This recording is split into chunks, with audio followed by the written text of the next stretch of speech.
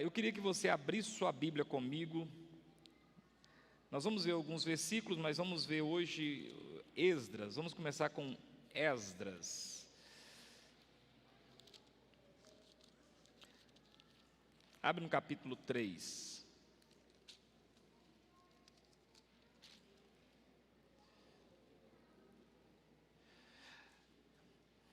Esdras, capítulo 3.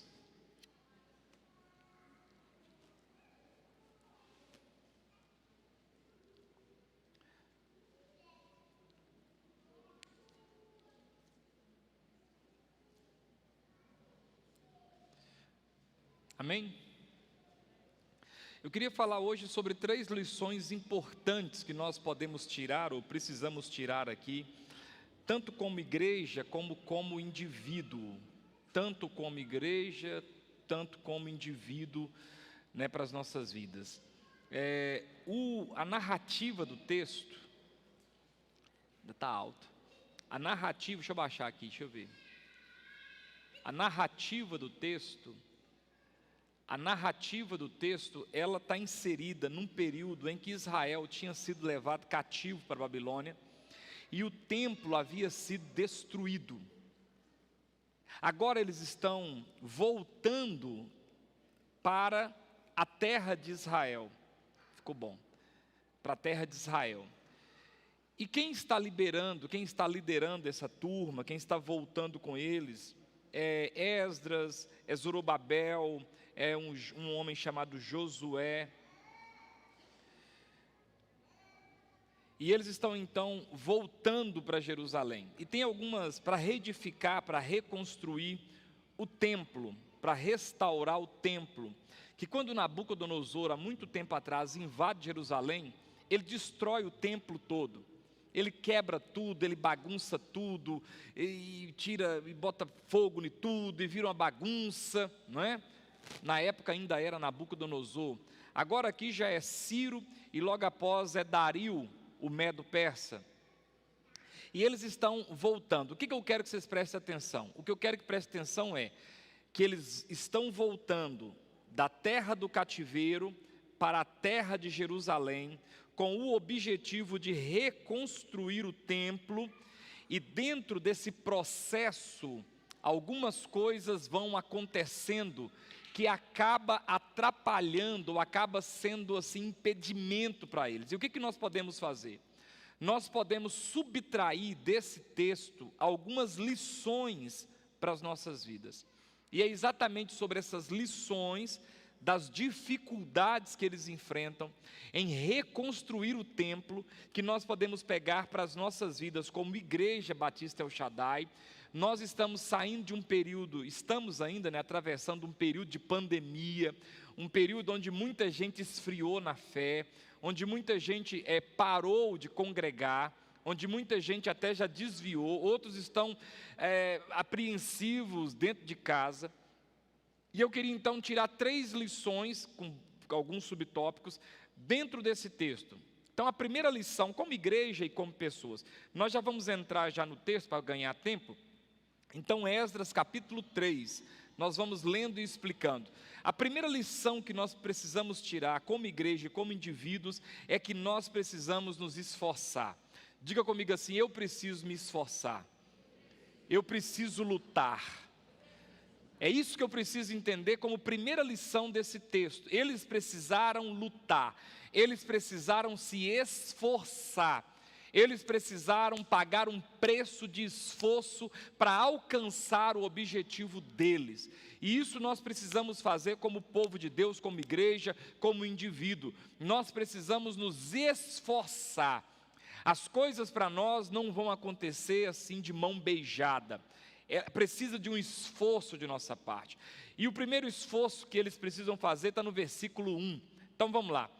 Em chegado o 7º mês, e estando os filhos de Israel já nas cidades, eles vieram da Babilônia, no caso aqui do Império Medo-Persa, que a Babilônia já tinha acabado o Império, eles estão voltando, e eles chegam nas cidades de Judá, de Jerusalém, de Benjamim, e diz assim, em chegado ao 7º mês, E estando os filhos de Israel já nas cidades, ajuntou-se o povo como um só homem em Jerusalém.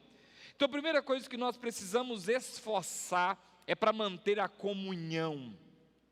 Diga comigo, a comunhão é extremamente importante. Como igreja, nós precisamos nos esforçar para manter a comunhão.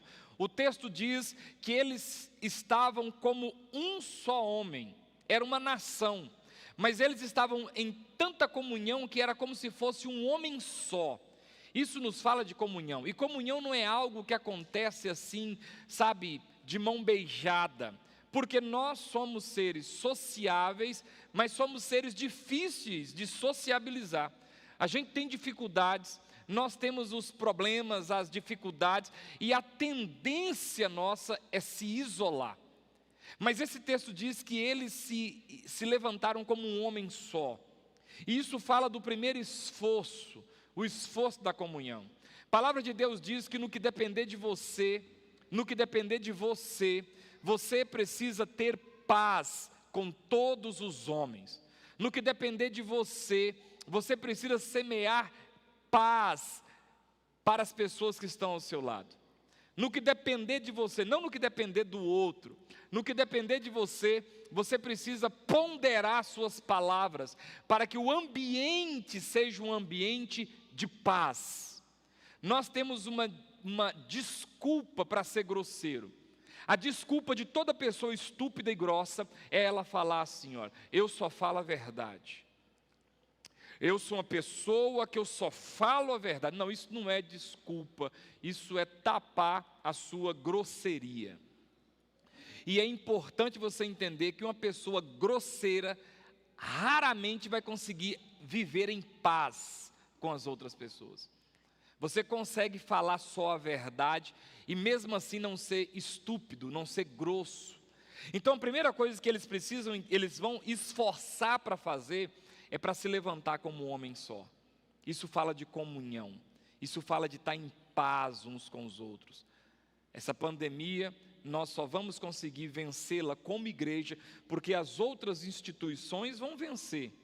Principalmente as estatais, que são pagas pelos impostos, que são sustentadas, elas conseguem vencer, mas nós não somos assim, nós somos a igreja, e a igreja precisa manter comunhão, primeira coisa.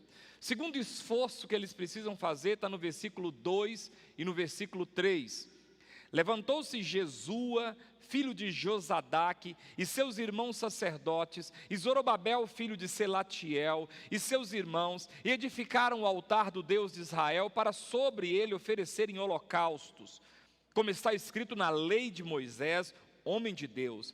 Firmaram o altar sobre as suas bases, e ainda que estavam sob o terror dos povos de outras terras, ofereceram sobre ele holocaustos ao Senhor de manhã e à tarde. Segunda coisa que eles precisam se esforçar é para manter a sua devoção. Eles estão cansados de uma viagem que hoje seria rápido, mas naquela época, como era a passos humanos e passos de animal, era uma viagem cansativa, sem asfalto, sem infraestrutura de viagem, era uma viagem exaustiva. Eles chegaram agora numa cidade que não tem nenhuma condição de ser habitada, porque eles estavam num cativeiro e a cidade estava abandonada. Eles chegam nessa cidade cansados. Isso aqui fala com a gente. Eles chegam na cidade cansados, com os pés cheios de calo, não sabendo onde vão dormir direito, porque não tem cidade, a cidade tem ruínas.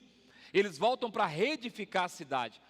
Mas olha o que acontece no outro dia, após o versículo 1, porque chegando o 7º mês, eles já estando na cidade, versículo 2, levantou-se Jesua, filho de Josadaque, e seus irmãos sacerdotes, e Zorobabel, filho de Selatiel, e seus irmãos, e edificaram o altar do Deus de Israel, para sobre ele oferecerem holocaustos, como está escrito na lei de Moisés, homem de Deus. Presta atenção, firmaram o altar sobre suas bases, e ainda que estava sob o terror dos povos, além de estarem cansados, exaustos, mal acomodados, ainda tinha a oposição das cidades vizinhas, dos povos vizinhos, dos inimigos que estavam não querendo o sucesso da obra. Mas independente de tudo isso, eles mantiveram a sua devoção. A gente precisa fazer a primeira coisa, não é arrumar uma cama macia para deitar, é arrumar o altar do Senhor e oferecer um sacrifício de manhã e um sacrifício de tarde ao nosso Deus. Você tem se esforçado para manter a comunhão? Você tem se esforçado para manter a devoção? Você tem lido sua Bíblia? Você tem feito suas orações pessoais, independente de que você tenha argumento para não fazer? Nossa, trabalhei demais. Nossa, estou muito cansado. Nossa, essa noite foi terrível. Nossa, hoje eu comi muito. Nossa, eu comi pouco. Nossa, hoje eu não vou orar não, porque eu estou muito com os olhos ardendo. Hoje eu não vou ler a Bíblia porque eu vi um filme, eu fechei minha série The Walking Dead e eu estou com os olhos irritados, então eu não vou fazer minha devoção. Mas o texto diz que eles, mesmo cansados, mesmo do jeito que estavam, prepararam o altar e falaram: vamos edificar o Senhor, o altar, vamos firmar os 4 cantos do altar e vamos sacrificar o sacrifício da manhã e o sacrifício da tarde ao Senhor. Isso é devoção. Isso é levar as coisas do Senhor assim, olha. E isso, irmãos, a gente tem que esforçar para fazer. Se você não esforçar, você não vem no culto. Porque é tanta correria. E nós tivemos dois feriados prolongados, não é? Essa semana. Eu te garanto que você está mais cansado do que se não tivesse tido feriado. Porque parece que quando tem feriado, parece que cansa mais. Porque tira você da sua rotina. Aí hoje é quinta, mas está com cara de segunda. E aí você fica naquele negócio, parece que seu organismo não fica legal. Se você não esforçar, você não vai para culto. Você não vai para a igreja, é um negócio, é um cachorro, é um carro, é um negócio, eu vou fazer isso, eu estou aquilo outro, e aí quando você vê, já deu a hora do culto, pronto, passou. Eles se esforçaram pela devoção. Vamos fazer o sacrifício ao Senhor. Isso não é peso, nós estávamos numa terra de cativeiro, e o Senhor está nos dando a graça de voltar para trás, para reedificar a nossa cidade. Então vamos fazer o que temos que fazer ao Senhor. Terceiro esforço que eles precisam fazer. Versículo de 4 até o versículo 6, presta atenção: celebraram a festa dos tabernáculos, como está escrito, repete comigo, como está escrito, e ofereceram holocaustos diários segundo o número ordenado para cada dia. E depois disso o holocausto continuou, e os sacrifícios das festas da lua nova, e todas as festas fixas do Senhor, como também os dos que traziam ofertas voluntárias ao Senhor, desde o 1º dia ao 7º mês, começaram a oferecer holocaustos ao Senhor, porém ainda não estavam postos os fundamentos do templo do Senhor. O que eu aprendo aqui? O esforço terceiro deles. Eles se esforçam pela ortodoxia. O que é ortodoxia? É fazer o que está escrito, é fazer o que está certo. Esses dias um pastor muito conhecido no Brasil, está cheio dessas coisas, ele falou que a Bíblia é um livro ultrapassado, que a Bíblia está precisando de uma atualizada. Porque por causa de 2 ou 3 versículos, uma gama da sociedade está fora do Evangelho, porque eles pecam numa área que a Bíblia proíbe. Então o certo era mexer na Bíblia para trazer essas pessoas para o Evangelho. Isso não é ortodoxia. Isso é você jogar o dardo na parede, depois levar a tinta preta e a amarela e desenhar o alvo. A palavra nos mostra, irmãos, que a Bíblia é a inerrante. Nós somos batistas, e uma das chaturas de qualquer igreja batista de verdade é que gosta do que está escrito. Tem que estar escrito, tem que estar lá. Se não estiver lá, eu não acredito, não quero. Ah, mas eu senti, isso é um problema seu. Toma um Luftal que resolve. Eu quero saber o que está escrito, porque o que você sentiu pode ser um problema emocional. O que você está sentindo é muito pessoal, talvez seja até de Deus, mas é só para você, não é para mim. Agora, quando que eu sei que a coisa é para nós? Quando está escrito. Dia 31 de outubro é comemorado o dia da Reforma Protestante. Dia 31 de outubro de 1517, Martim Lutero afixa na porta da igreja do castelo de Wittenberg, de Westminster, as 90 e poucas teses lá. 90 e, sempre confundo 1 ou 5. Não, 1 ou 5. 95 teses. E depois disso, a reforma protestante, ela levanta 5 pilares. Esses 5 pilares são pilares que qualquer igreja séria tem que defender. Quem lembra quais são? Nós falamos isso aqui todo ano. Sola gratia. A salvação é pela graça somente, sem o apoio, sem a ajuda do homem. Você não tem que fazer nada para ser salvo, no sentido de trabalhar para ser salvo. Você não tem que dar esmola para ser salvo. Você não tem que pagar, subir escadaria de joelho para ser salvo. Pela graça sois salvos, mediante a fé. E isso não vem de vós, é dom de Deus. Sola gratia, é latim. Sola fide, ou seja, é só a fé. Não tem que fazer nada. O que eu tenho que fazer? Crer.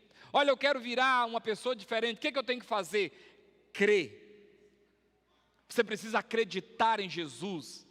Você precisa confessar Jesus como seu Senhor e Salvador suficiente. Você precisa apagar a fé que você depositou em outras coisas e canalizar sua fé na pessoa bendita de Jesus. Sola gratia, sola fide. Sola escritura, ou seja, somente o que está escrito na Bíblia, bem interpretado, bem analisado, mas é o que está escrito. Eu não quero basear minha fé num arrepio, num sentimento. Fica parecendo que eu sou tradicional, que eu não creio nos dons do Espírito. Dá para olhar o tamanho do símbolo aqui? O que é isso aqui? O que é isso aqui? Isso aqui é o quê? Representa o quê? Isso aqui, só isso aqui, ó. Fogo, chama, calor, vida. Não, eu não sou tradicional, eu sou renovado. Eu creio nos dons espirituais, creio na atuação do Espírito Santo. Para quem fica aí falando bobagem, não, eu não sou tradicional. Eu sou renovado, mas eu creio nas Escrituras Sagradas. Creio nos dons, creio que alguém pode ser usado em profecia, não é profeta. Aí eu já não creio no profeta. Eu creio que alguém pode ser usado em profecia. E a profecia tem 3 únicos propósitos descritos na Bíblia: consolar, edificar e exortar. Não é casar ninguém, não é dar emprego para ninguém, não é dizer que seu tempo acabou na igreja vem para a minha igreja. Profecia, de acordo com a Bíblia, é exortar, edificar e consolar. Fora isso é invenção. Eu acredito nos dons de falar em línguas, eu acredito nisso. Mas o Senhor não fica falando para nós ver. Não tem que falar para você ver, eu só tenho que acreditar. Agora você fala a hora que você quiser, eu falo a hora que eu quiser e cada um cuide de sua vida. Pronto, acabou. Eu não tenho que quebrar esse púlpito para mostrar que eu estou cheio do Espírito Santo. Então quem anda falando que o pastor é tradicional, por isso que eu vou sair da igreja, está conversando para o nariz. Não sabe nem o que é ser tradicional, o que é ser renovado, o que é ser pentecostal. São 3 coisas totalmente diferentes. Mas qual é a preocupação desse pessoal aqui? É fazer segundo o que Moisés determinou para eles. Eles não querem fazer o negócio na bagunça. Eles querem fazer o negócio do jeito que está escrito. Deixa eu dizer para vocês uma coisa, irmãos. Você quer ser uma igreja séria? Então faz conforme está escrito. O que a Bíblia diz? A Bíblia diz é assim, então obedece do jeito que a Bíblia diz. Não tenta renovar a Bíblia. Olha, esses dias um outro falou: nós somos a fraqueza de Deus, então nós somos criptonita e Deus é super-homem. Deus, irmãos, nós não somos fraqueza de Deus, nós somos miseráveis homens que somos. Quem nos livrará do corpo dessa morte? Nós não somos a fraqueza de Jesus. Jesus não tem fraqueza. Jesus é Deus. Amém ou não amém? Nós não... olha, nós não seguimos a Bíblia, nós seguimos Jesus e a experiência que nós temos com Jesus. Não, nós seguimos Jesus conforme o que a Bíblia nos diz que é. É diferente. Se todo mundo agora jogar a Bíblia de lado e começar a falar assim, eu vou seguir a minha experiência com Jesus, a minha experiência mística com Jesus. Não, isso aí não vai dar certo não, porque cada um de nós pode ter uma experiência diferente do outro. Se você der um copo de pinga para 3 pessoas, são 3 reações diferentes, porque são 3 organismos diferentes. Então, eles lutam, se esforçam para preservar a ortodoxia. Você vai ler o texto aí, para ver conforme está escrito na lei, para observar conforme está ordenado, para fazer conforme estava dito, para observar a lei de Moisés. Isso é ortodoxia. É eu expor o texto bíblico. Você abre sua Bíblia aí, eu vou pregar aqui e nós vamos tentar observar os preceitos do que está aqui. Podemos até não conseguir fazer, mas eu tenho que dizer, não, eu não consegui, mas o certo é isso. Quem está entendendo? Eu ainda não alcancei, mas o certo é isso aqui. Não adianta eu querer beber um golinho e falar, não, pode beber. Posso até ser honesto, cara, eu não consegui parar de beber, mas a Bíblia proíbe mesmo. Quem está entendendo o que eu estou querendo dizer? Não é querer trocar a Bíblia para poder eu encaixar. Eles se esforçam para manter essa ortodoxia. Versículo 7. O que eles se esforçam para fazer? Deram, pois, o dinheiro aos pedreiros e aos carpinteiros, como também comida, bebida, azeite, aos sidônios e tírios, para trazerem do Líbano madeira de cedro ao mar, para Jope, segundo a permissão que lhes tinha dado Ciro, rei da Pérsia. Outro esforço que eles fazem aqui, o quarto esforço que eles fazem, o esforço para contribuir. Meus irmãos, igreja, presta atenção, não é para arrecadar dinheiro, mas igreja precisa dos dízimos e das ofertas dos membros dela. Uma igreja não consegue se manter, uma igreja não vive às custas de prefeitura, muito pelo contrário, para dificultar as coisas.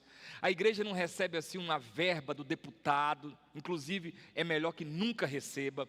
A igreja vive, compra, paga, adquire, constrói, reforma, de acordo com as ofertas e contribuições dos membros dela.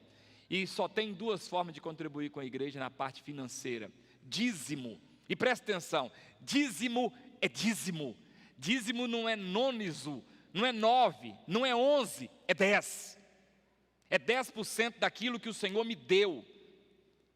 E você pode pular, achar versículozinho daqui, porque na lei, não, a Bíblia nos orienta, é dízimo. Jacó foi dizimista, falou, Senhor, eu vou dar o dízimo de tudo. Abraão deu o dízimo, antes da lei, aí na lei tem o dízimo. É dízimo, primeira forma de contribuir com a igreja, dízimo. Esse é de acordo com o que Deus me dá. E oferta, segundo o Senhor propôs no meu coração. Posso dar uma oferta agora de 30 conto? Vou dar uma oferta de 30 conto, aleluia, minha oferta, ninguém vai julgar isso, é meu. Ah, não, vamos comprar um climatizador novo. Não, eu quero dar uma oferta maior. É de acordo com o Senhor tem me abençoado e proposto no meu coração. Isso é oferta. Eu tenho que esforçar para ser dizimista. Se você é membro de uma igreja evangélica, você que está aqui, você que está assistindo pela internet, e você ainda não é dizimista, a despeito do tempo que você congrega, você precisa rever isso na sua vida. Isso está errado. Pastor, é porque eu sou contra o dízimo, e você é contra o dízimo e a favor do evangelho? Como é que é isso? Como que o evangelho vai se estabilizar sem o sustento? Como que nós vamos comprar esse lote, construir isso aqui? Tudo isso aqui, sabe? Irmãos, isso aqui eu tenho o maior prazer de dizer.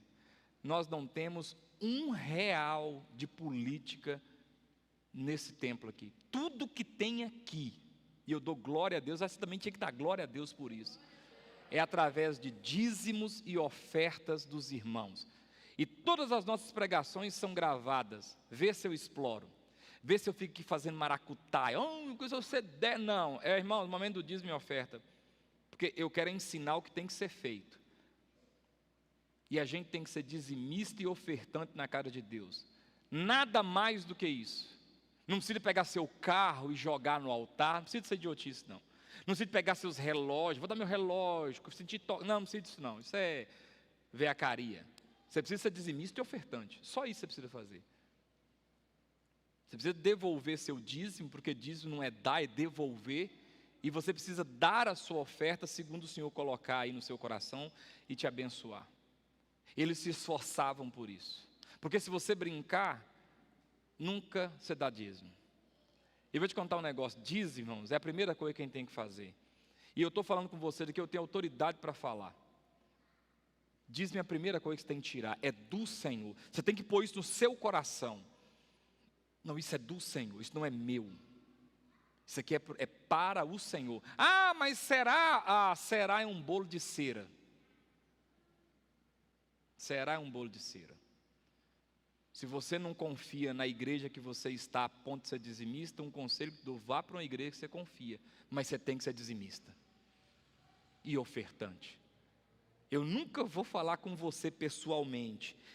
Você deu o dízimo? Nunca. Mas eu vou sempre ensinar no altar. Você tem que ser dizimista e ofertante. E deixa que o Espírito Santo trabalhe com você aí. Quero perguntar uma coisa aqui para todos que são dizimistas e ofertantes. Quem aqui se arrependeu, teve prejuízo por ser dizimista e ofertante? Levanta a mão aí. Pastor, eu tenho um prejuízo, eu estou passando fome porque eu dei o dízimo. Quem aqui entende que ser dizimista e ofertante é uma bênção e Deus abençoa? Deus abençoa, irmãos. Levanto minhas duas mãos. Deus abençoa. Eles se esforçaram para isso. Versículo 8 e versículo 9. Outro esforço deles. No segundo ano da sua vinda, já tinha 2 anos que eles estavam lá, a casa de Deus em Jerusalém, no segundo mês, no nosso mês seria fevereiro, né, mais ou menos no segundo ano, no mês de fevereiro, né, na nossa língua, tá, é outro nome lá, mas para nós aqui, situarmos aqui, no segundo ano da sua vinda na casa de Deus em Jerusalém, no segundo mês, Zorobabel, filho de Selatiel, e Jesua, filho de Josadoc, e os outros seus irmãos, sacerdotes e levitas, e todos os que vieram do cativeiro a Jerusalém, começaram a obra da casa do Senhor e constituíram levitas da idade de 20 anos para cima para superintenderem. Então se apresentaram Jesua com seus filhos e seus irmãos, Cadmiel e seus filhos, os filhos de Judá, para juntamente vigiarem os que faziam a obra na casa de Deus, bem como os filhos de Henadade, seus filhos e seus irmãos, os levitas. Outra coisa que nós precisamos esforçar, olha para mim, se esforce para que sua família toda se envolva na obra de Deus. Posso ouvir um amém? Se esforce para o seu marido estar na igreja, se esforce para a sua esposa estar envolvida nas coisas de Deus, esforce para os seus filhos estarem envolvidos na obra de Deus. Faça um sacrifício, vai, traz, busca. Deus vai te dar gasolina para você ir e voltar, e já te deu o carro. Ah, não vou levar esse menino no ensaio, não. Ah, não vou levar esse menino ele está na multimídia, não vou levar, não. Ah, eu não vou fazer isso, não. Ah, eu não vou fazer aquilo outro. Não, a gente precisa se esforçar. Se você pegar o texto aqui, está aqui, ó, filho de fulano, filho de Beltrano, com seus filhos, Jesua com seus filhos, seus irmãos, Cadmiel e seus filhos, os filhos de Judá, para juntamente vigiarem e fazer a casa do Senhor, bem como os filhos de Henadade, seus filhos, seus irmãos, os levitas, a família. Envolver todo mundo. Envolver os seus filhos, envolver seu marido, sua esposa, valorizar isso. Vai, eu fico com os meninos, pode ir, eu quero que você vá. Hoje você vai para o culto de homens, que eu fico com os meninos, eu levo você lá, eu volto para te buscar. Você morre de ciúme, eu paro o carro na porta, fico dentro do carro para você ficar aqui. Já que eu sou tão delícia assim que você não pode me deixar aqui sozinha. Mas eu quero que você se envolva. É hipocrisia a gente falar que a gente não quer que a família da gente seja envolvida na obra de Deus, irmãos. A melhor coisa que tem é você estar aqui na casa de Deus, seu filho está ali mexendo num computador, ali numa câmera, e seu filho está mexendo numa bateria, e seu filho está lá para dentro, e seu filho está ajudando a servir um trem. Isso é uma bênção. Amém ou não amém? Coisa ruim é você estar aqui, você não sabe onde seu filho está. O telefone seu toca, seu coração gela, não sei se é alguma coisa, é alguém falando, não aconteceu isso. E vou te contar uma coisa aqui. Nós estamos ausentes de escola bíblica dominical, que já estou louco para voltar. Aproveitamos esse tempo, nós estamos mexendo no aprisco, com um pouco de recurso que está dando. Teve que mexer no telhado, teve que arrancar, agora tem que rebocar um pedaço, tem que colocar, porque teve que alongar o telhado, então está mexendo lá, aí com isso quebra um fio, enfim, nós estamos arrumando o aprisco. Aí entra a questão da contribuição, está vendo? Só a parte que nós arrumamos já ficou mais de 10 mil reais. Porque aquela altura imensa, o cara para subir lá em cima cobra um absurdo, para tirar a telha, para colocar, para soldar, é tudo caro.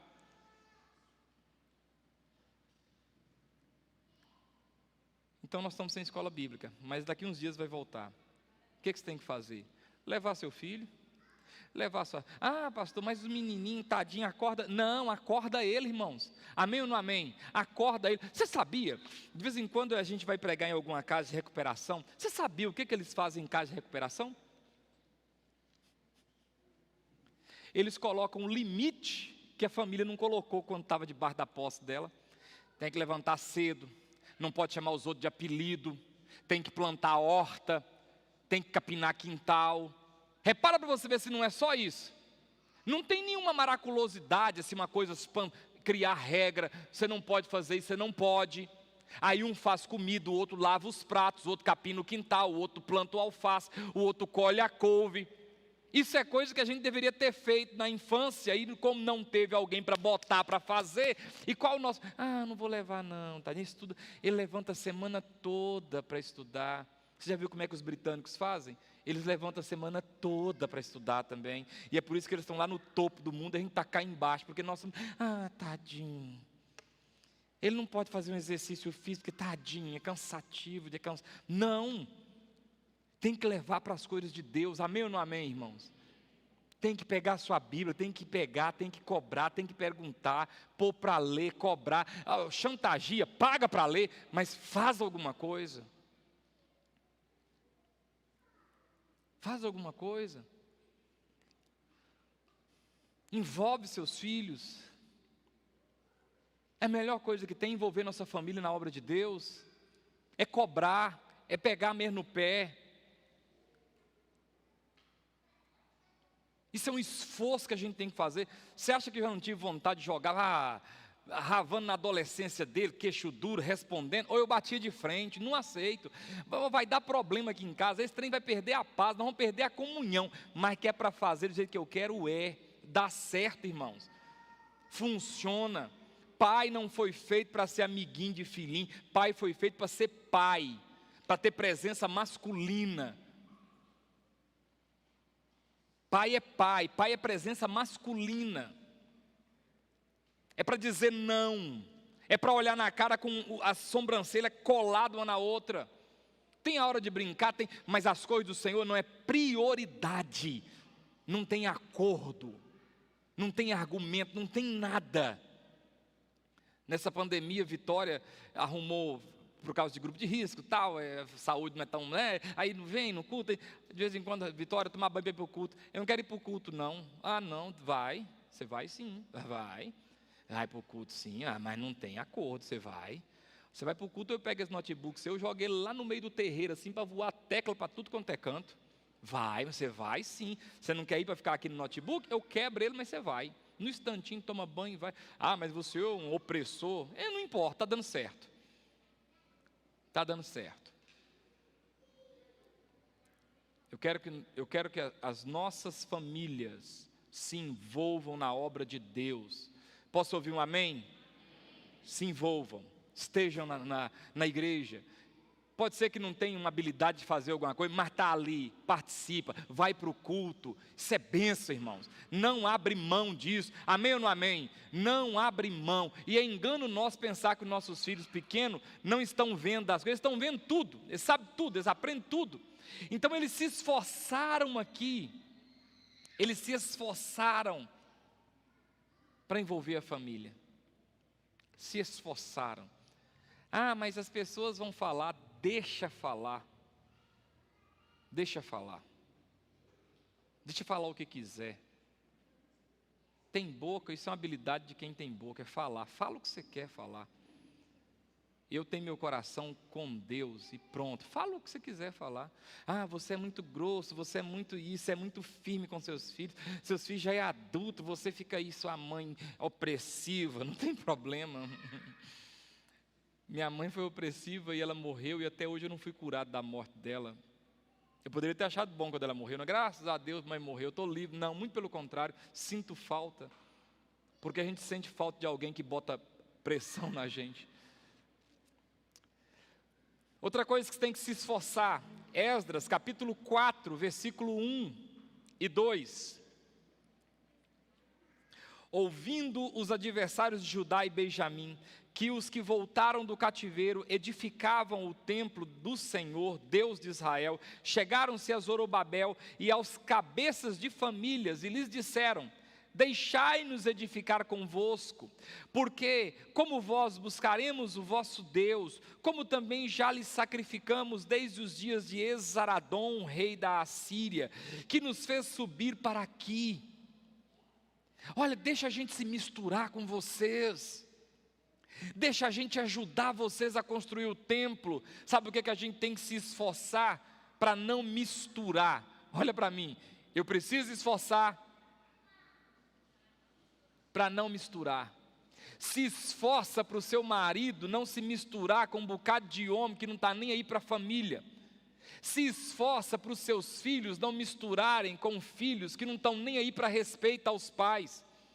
Porque uma palavra de um colega dele derruba 1 ano de trabalho seu.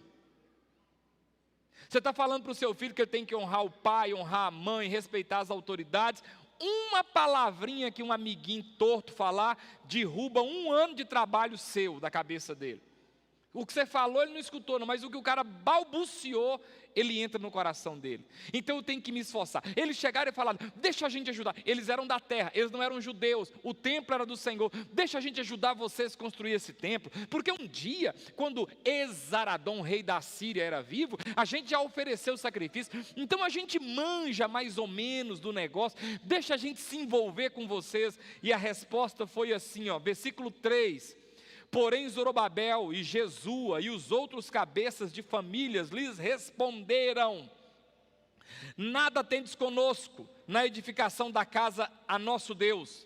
Nós mesmos sozinhos a edificaremos ao Senhor, Deus de Israel, como nos ordenou Ciro, rei da Pérsia. Nós não queremos nos misturar. Não vamos nos misturar. É só a gente aqui mesmo. Você não é judeu, você não faz parte desse negócio aqui, então não, nós não queremos. Você tem se misturado? A gente precisa tomar cuidado para não ficar se misturando demais, amalgamando. O que é amalgamar? É pegar, por exemplo, Durepox, é uma massinha branca, uma massinha cinza, aí você pega as duas massinhas e amalgama, e mistura elas, a ponto de você não saber o que era a massa branca e o que era a massa cinza.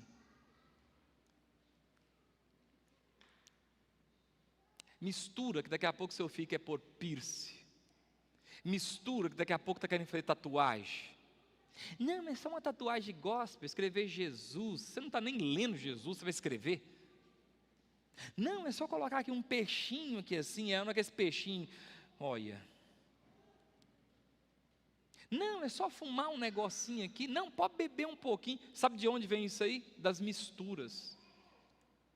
A gente vai fazer um casamento de crente, cara. Casamento de crente. Deixa eu meter o cepo aqui hoje. E tem que ter bebida. Porque se não tiver bebida, seu parente, que é mais importante que Jesus, não pode ir. Aí para agradar, você tem que fazer, tem que botar lá bebida. Daqui um dia eu estou vendo a hora de botar uma mesa de pó. Porque eu tenho um tanto de parente que cheira. Aí eu quero trazer esse meu casamento. O casamento é de quem? É seus ou é do parente? Se o casamento é do parente, então o que vocês estão fazendo lá? Porque se o casamento é seu, o que parente tem que dar palpite? Ah, mas é para agradar. Irmãos, agradar o quê?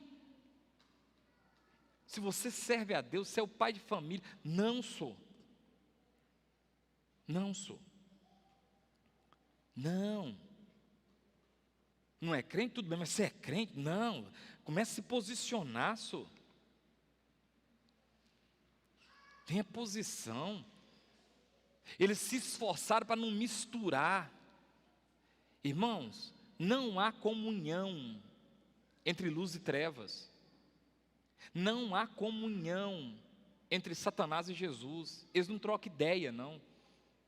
Aquele negócio do yin yang, aquela bola preta com aquela bola branca, é só na filosofia taoísta. Porque no cristianismo, trevas é trevas e luz é luz. Desde Gênesis 1, não se misturam. Quando um chega, o outro tem que sair. Na verdade, não existe nem trevas, porque trevas não existe em si. Trevas é ausência de luz. Você tira a luz, não é que a treva vem, é que tira a luz, a trevas aparece, porque não...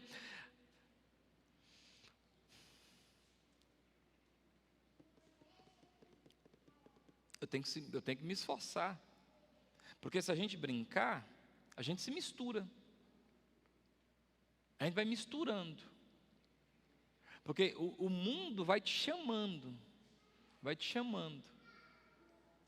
Se eu bancar o mole, e olha que eu ainda sou um cara bem light, daqui a pouco meus músculos estão tudo aqui de calça rasgada, com as pernas cabeludas, ou as pernas bem macias de fora. Daqui a pouco está todo mundo aqui com as correntonas, uns brincos transversal, atravessando a orelha, amarrado no nariz. Deixa para você ver. Deixa não dar uma pimentadinha de vez em quando. Daqui a pouco nós estamos pregando aqui com a canela toda de fora. Porque eu acho legal, o tanto que eu falo da canela de fora e volto meio eu vejo homem com canela de fora. Porque agora, irmãos, é chique.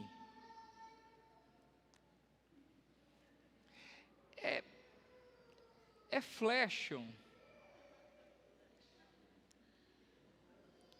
Eu não sei, mas eu acho assim, tão macio. Eu acho assim, tão fofo, que para mim não dá não. Já está muita cor da calça. A pôr a canelinha, o piadorzinho de... Não, pelo amor de Deus, eu sei lá, meu Deus do céu. Não sei. Eu acho que se Zé Manga levantasse do túmulo e me visse com a calcinha, com um piadorzinho de fora, ele morria do coração. Se a gente pegar o mole aqui e não se esforçar, daqui a pouco nós estamos com tatuagem, para tudo quanto é canto. E eu estou falando tatuagem depois de crente, porque tem uns crentes de vez em quando que fazem, ele desvia, faz a tatuagem e volta para a igreja. Não, pastor, desviei, fiz uma tatuagem, agora como é que faz, né? Quer fazer outra, ele torna a desviar uns 3 meses, torna a fazer outra, torna a voltar para a igreja. Tomara que numa dessas Satanás assim, uau! Vem cá. O outro agora, influenciador, um cara que pastoreia uma igreja com mais de 3.000 membros, fora em rede social, o cara me fala que tem que atualizar a Bíblia. Se a gente não se esforçar, irmãos, a gente mistura as coisas. E a Bíblia diz que um pouquinho de fermento faz o quê? Faz o quê, irmãos? Faz o quê, igreja? Leveda toda a massa. Um pouquinho de fermento leveda a massa. Então eles se esforçam. Não, nós não queremos sua ajuda. Vocês podem ficar para lá. Vocês não fazem parte do povo de Deus. Então não, nós não queremos sua ajuda. Muito obrigado. Podem ficar para lá. E a gente tem que ter essa postura.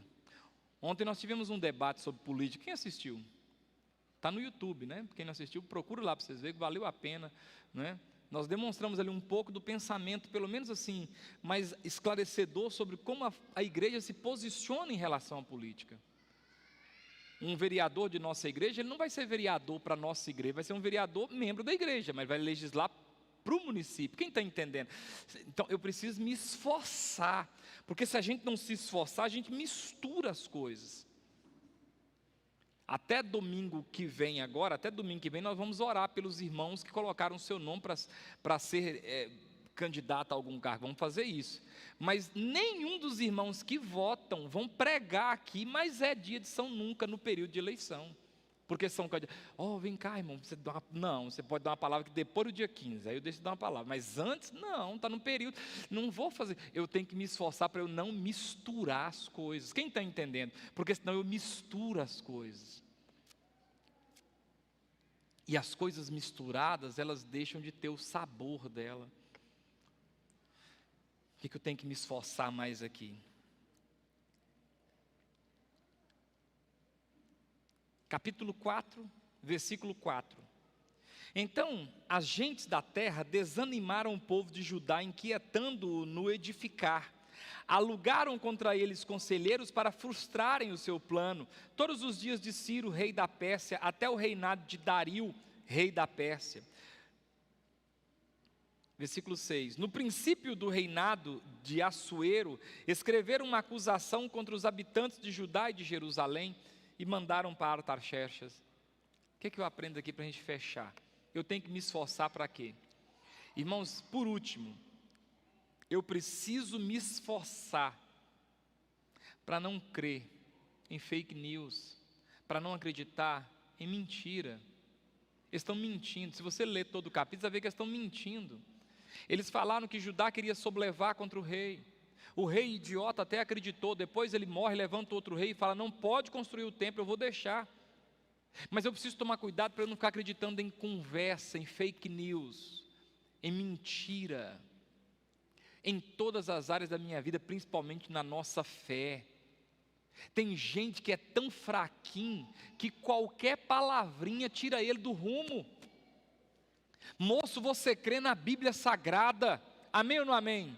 Eu lembro de uma época lá em Buritizeira, a gente estava assistindo culto e tal, na igreja e tal, e tinha um culto de estudo na quarta-feira, e na época Ratinho, né, o Carlos Massa, estava no auge, tinha começado assim, a aparecer mesmo assim na televisão, e aquele bigodão, e ele bravo, batendo, e um dia Ratinho deu uma palavra lá no programa dele sobre o que ele achava sobre dízimo.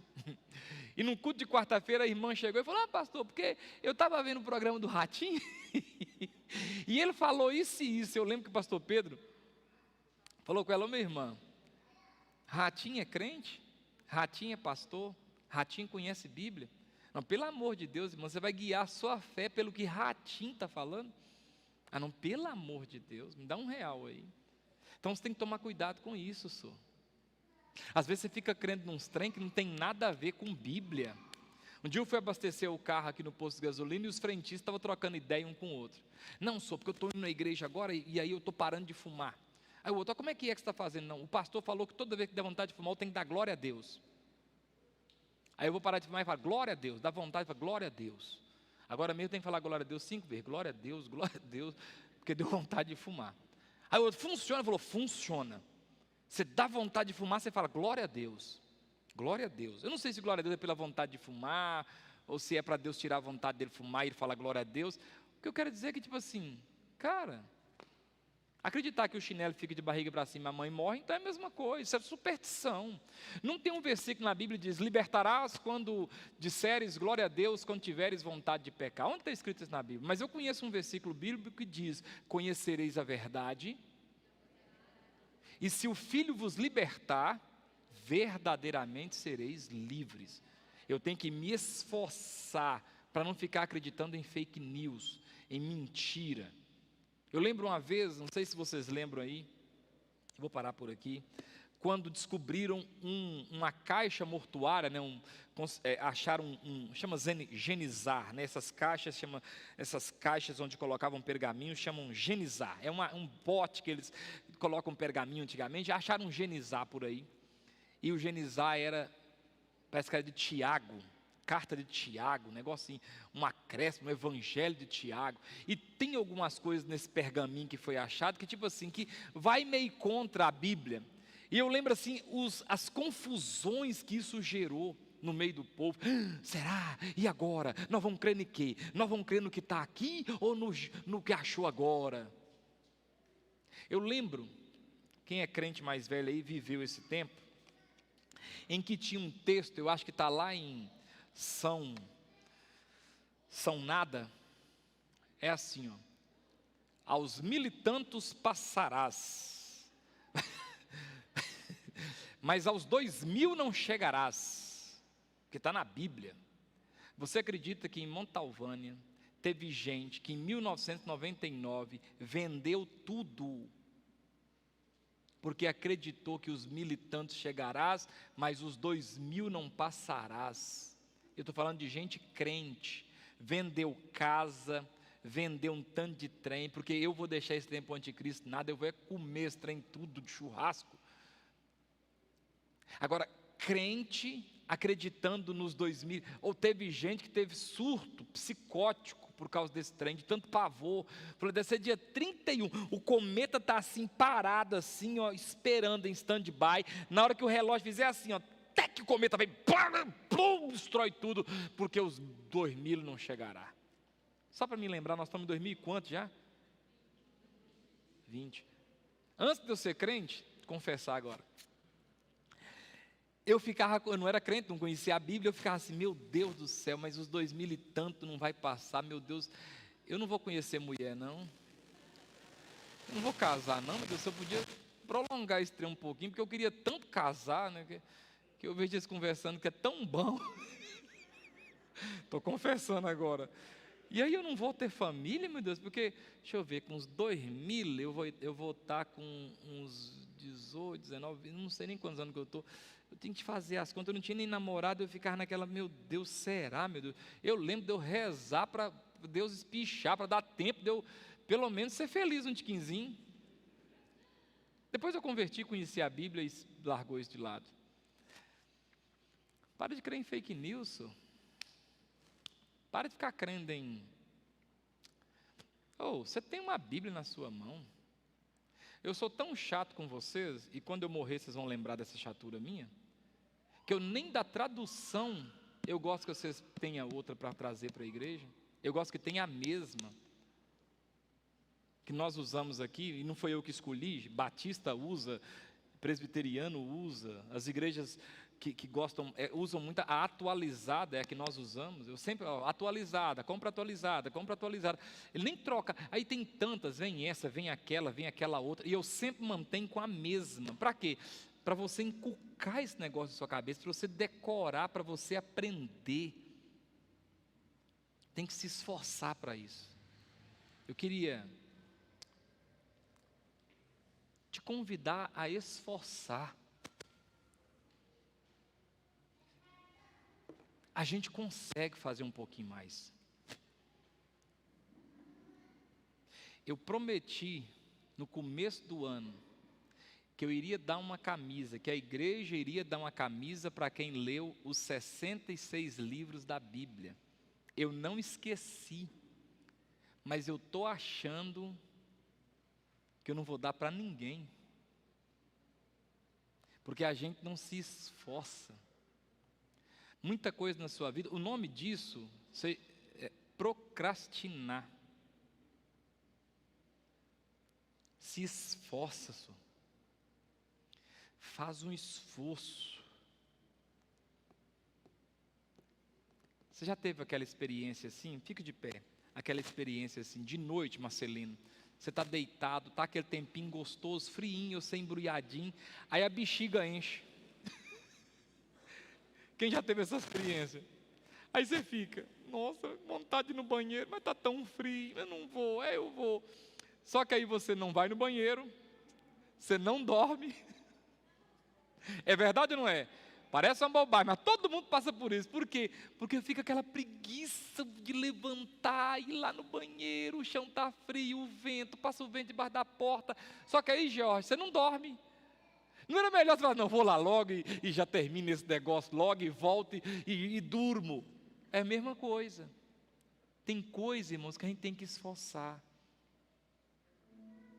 Eu não consigo ler. Consegue, irmão. Você não precisa de ler a Bíblia toda num culto, num dia, numa noite. Lê um pouquinho só. Faz um esforço. Deixa eu te contar, tem um aplicativo aqui, ó. Deixa eu ver como é que ele chama aqui.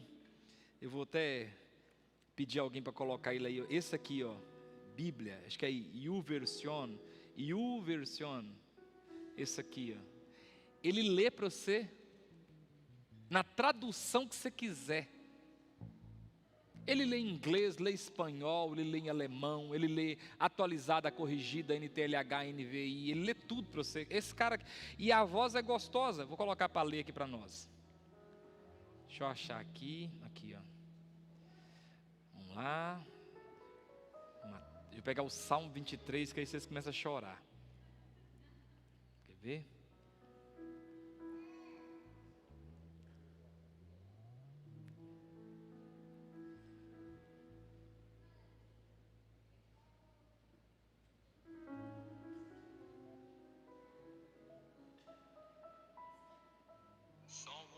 23. O Senhor é o meu pastor. Salmo de Davi. O Senhor é o meu pastor, nada me faltará. Ele me faz repousar em pastos Aí você faz o que? Abre sua Bíblia lá e vai. Leva-me para junto das águas de descanso. Refrigera-me a alma. Guia-me pelas veredas da justiça, por amor do seu nome. Ainda que eu ande pelo vale da sombra da morte, não temerei mal nenhum, porque tu estás comigo. O teu bordão e o teu cajado me consolam. Preparas-me uma mesa na presença dos meus adversários. Unges-me a cabeça com óleo, o meu cálice transborda. Bondade e misericórdia certamente me seguirão todos os dias da minha vida, e habitarei na casa do Senhor para todo o sempre. Sabe quanto você paga para ter isso aqui? Quanto que você paga, Ian? Nada. Naquele grande dia, nós seremos a geração que menos vai ter desculpa. Porque quando ele fala assim, eu tinha dificuldade de ler, eu falo, não, mas tem um tanto de coisa que dava para ler para você. Ou, se esforça. Ontem eu cheguei do debate lá em casa, assim, meio eufórico, assim, com medo de falar bobagem, e não consegui dormir. Eu falei, eu vou aproveitar que eu estou sem conseguir dormir, vou ler. E li até uma e pouca da madrugada. Aí depois do sono veio, agora eu vou dormir. Ou, esforça. Esforça para viver em paz com sua mulher. Esforça para viver em paz com sua família. Esforça para ir para o culto, para ir para a igreja. Esforça para ir trabalhar. Não, tem que trabalhar. Eu dou glória a Deus que eu tenho um serviço. Deixa eu ir trabalhar. Está chovendo, mas vou. Esforça, irmãos. Amém ou não amém? Eu queria convidar aqui à frente hoje os irmãos que são candidatos que estão aqui. Quero orar pela vida suas. E vou orar domingo nos 2 cultos. Então quem quiser vir também nos 2 cultos pode vir, que eu vou orar nos 2. Você também tá? Vem cá. Tem mais alguém? A nossa oração é para que Deus guarde a vida dos irmãos. Se for da vontade de Deus que eles sejam eleitos, que o Senhor os use lá, fica aqui. Que o Senhor os use, guarde, livre. Fica aqui, meu amado Elias lá de cá. Tenda as mãos para cá. Marcelino, vem cá fazer essa oração aqui. Aí eu quero convidar 2 homens para ficar do lado do Elias e 2 homens para ficar do lado do nosso irmão aqui. Pedro. 2. 4 homens na verdade, né? 2 aqui, 2 aqui. Deixa eu pegar o microfone aqui, Marcelo. Azul. Blue. Espera só mais um irmão vir aqui. Cadê o outro irmão aqui? Mais um irmão.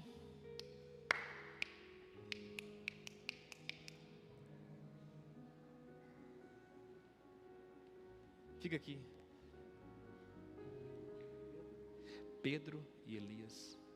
Orar pela família também, tá? Estenda as mãos, irmãos. Amém, irmãos. Pai, em nome de Jesus, nesse momento queremos mais uma vez apresentar Sim, meu Deus.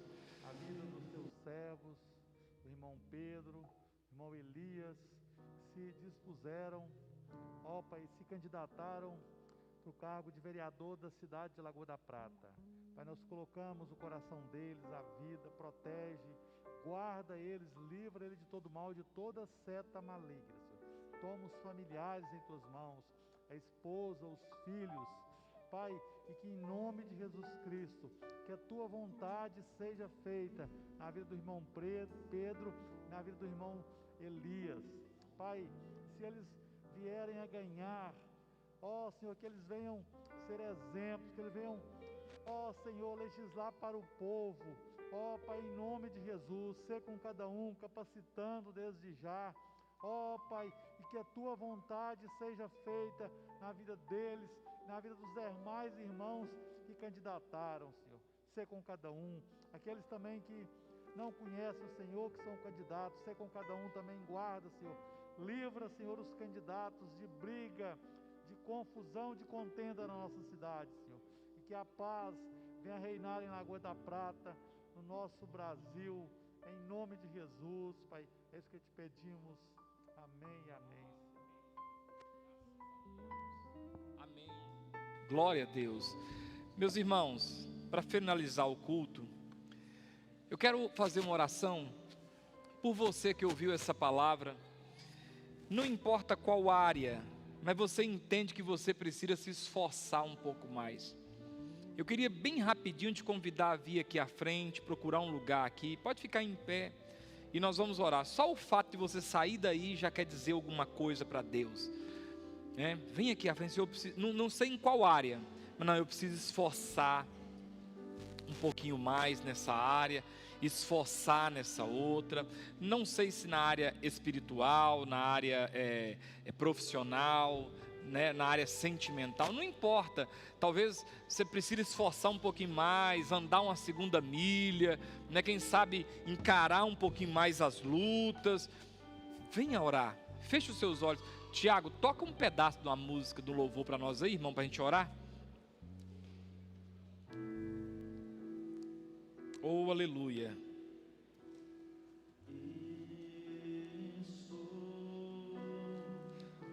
No meu jardim, abri a porta, abri meu coração. Minhas raízes com minhas lágrimas, gotas de adoração. Senhor, não quero que meus olhos percam o brilho do primeiro amor.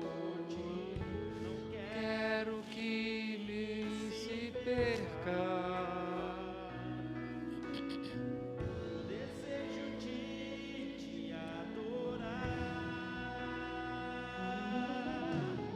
Vem, Senhor, e me restaura todos os dias, só pra te adorar. Quero ser teu bom perfume, primeira essência.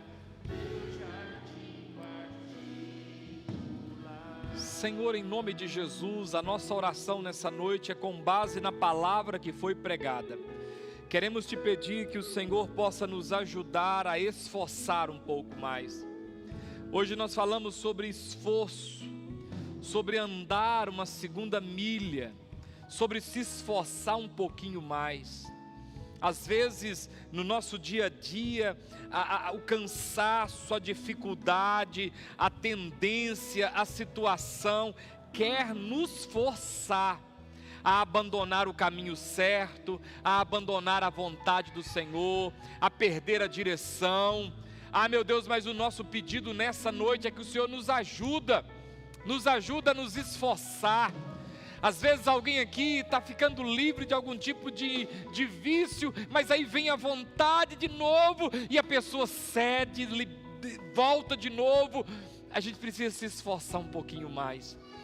Quero pedir que o Teu Espírito Santo nos ajude a nos esforçar dentro dos propósitos, dentro das mais variadas situações apresentadas aqui nessa noite, diante do Seu altar. Ajuda esse homem, ajuda essa mulher a se esforçar um pouquinho mais, a dar um pouquinho mais, a andar um pouquinho mais, a resistir um pouquinho mais, a ler um pouquinho mais, orar um pouquinho mais, caminhar um pouquinho mais. Ajuda a gente a não desistir. Ajuda a gente a não ficar procrastinando as coisas, a não ficar desistindo. Quantas pessoas desistem? Começaram a caminhar com o Senhor, desistiram. Começaram um estudo, desistiram. Começaram um projeto, desistiram. Nos ajuda a continuar, a nos esforçar um pouquinho mais. É a oração que eu faço ao Senhor nessa noite. Talvez não deu certo na primeira, talvez não deu certo na segunda, mas isso não quer dizer que não vá dar certo, isso não quer dizer que a gente tem que desistir. Muito pelo contrário, a tua palavra diz que aquele que perseverar até o fim, é esse que vai ver a salvação, que vai colher as bênçãos do Senhor. Nos ajuda a esforçar, Pai, a vencer a crise, a vencer a dificuldade, a vencer a nostalgia, a vencer o vício, a vencer a dependência, nos ajuda a vencer a depressão, porque a vontade de ficar deitado, a vontade de chorar, é de desistir, mas essa não é a vontade do Senhor para as nossas vidas. Então a gente tem que insistir um pouquinho mais, a gente tem que se esforçar um pouquinho mais, a gente tem que fazer aquela força de ir, de buscar no Senhor uma direção e falar: não, eu vou, Deus é comigo, eu vou acreditar. Ajuda esse homem, ajuda essa mulher, em o nome de Jesus. Você pode levantar suas mãos aos céus? Canta um pedacinho para a gente dar a bênção apostólica. Senhor,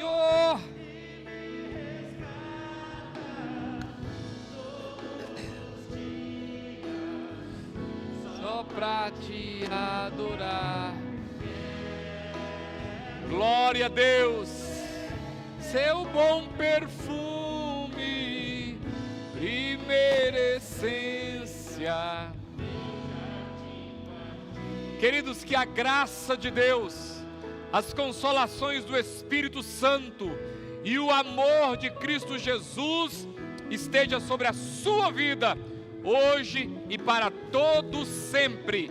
Deus abençoe sua vida, vá em paz, se esforça um pouco mais, se esforça um pouco mais, desiste não, desanima não, se esforça um pouco mais. Glória a Deus, aleluia.